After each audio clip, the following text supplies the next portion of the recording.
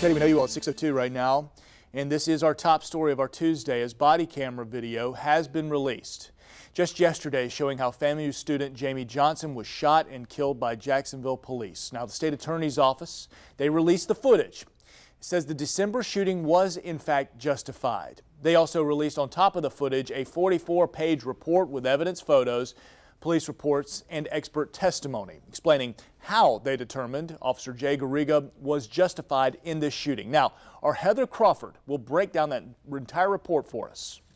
According to the report, Jamee Johnson shoved Officer Jay Garriga in the chest, dislodging his body camera, and then jumped headfirst into his car where his Glock 26 handgun was.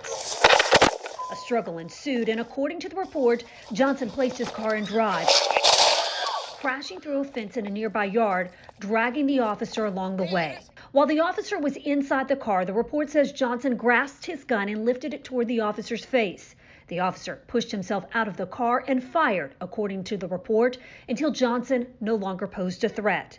An autopsy found Johnson was shot 4 times. Toxicology reports show he had some THC in his system, the principal ingredient in marijuana, but no alcohol or other drugs. Police say they found more than 200 grams of marijuana in the back seat, nearly 10 times the felony amount, along with a digital scale, which the report says indicated the drugs were not merely for personal use, but to sell. When considering whether the use of force by an officer is justifiable, the state attorney's office report says the law does not require the danger to be real, just that the danger appeared so. In this case, they concluded the threat to the officer was imminent. The state attorney's office says the body camera images support the officer's claim that Johnson tried to pull a gun on him, as does Johnson being heard saying he was ready to give up and his hands were off it. In Jacksonville, Heather Crawford, First Coast News, on your side. We've been monitoring reaction to this body camera footage. We spoke with law enforcement as well as community leaders. A leader with the NAACP says he hopes this actually sparks a dialogue about traffic stops in the city. Let's get right out to Leah Shields. She has more this morning. We are hearing reaction from groups that called for the release of the body cam footage showing Jamee Johnson's final moments. The local NAACP chapter president describes it as disturbing. Isaiah Rumlin, the president of the Jacksonville branch of the NAACP, watched the roughly 10-minute video.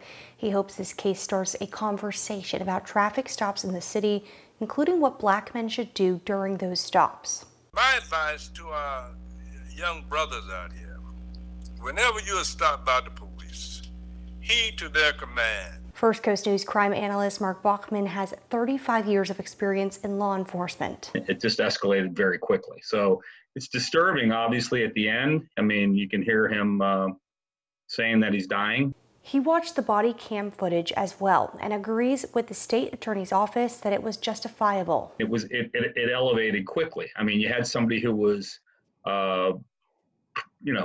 responded to what the officer was saying, was obviously going to be in compliance up until a point. He said the officer was following safety protocol by asking Johnson to exit his vehicle and go inside the JSO vehicle after Johnson admitted to having a concealed weapon underneath his jacket.